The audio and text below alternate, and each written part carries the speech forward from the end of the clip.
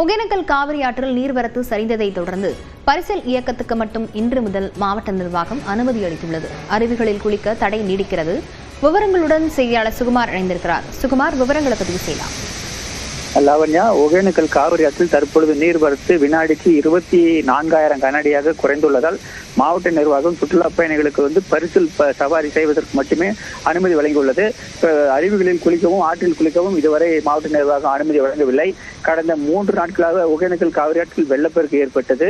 அதாவது கர்நாடகாவில் பெய்த மழையின் காரணமாக அங்குள்ள இருந்த அணைகளிலிருந்தும் அதிக அளவு தண்ணீர், அதாவது 45,000 கனஅடிக்கு மேல் தண்ணீர் திறக்கப்பட்டுள்ளதால் அந்த தண்ணீரானது ஒகேனக்கல் காவிரி ஆற்றில் பிலிகுண்டு வழியாக கடந்து சென்றது. அதனால் சுற்றுலா பயணிகளின் மற்றும் பொதுமக்களின் நலன் கருதி மாவட்ட நிர்வாகம் சுற்றுலா பயணிகளை ஆற்றில் குளிக்கவும் பரிசல் சவாரி செய்யவும் தடை விதிக்கப்பட்டிருந்தது. அதனால் ஒகேனக்கல் 3 நாட்களாக வெறிச்சோடி காணப்பட்டது.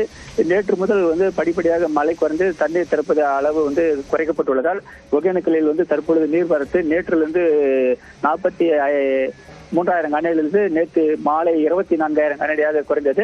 அந்த தண்ணீர் வரத்து தற்பொழுதும் தொடர்கிறது. இன்று காலை 8 மணி நிலவரப்படி 24,000 கனஅடியாகவும் தற்பொழுதும் அதே அளவை நீட்டிப்பதால் சுற்றுலா பயணிகள் அதிக அளவு கொண்டிருப்பதாலும் தற்பொழுது சுற்றுலா பயணிகள் ஆற்றில் பரிசல் சவாரி செய்வதற்கு மட்டுமே மாவட்ட நிர்வாகம் அனுமதி வழங்கியுள்ளது.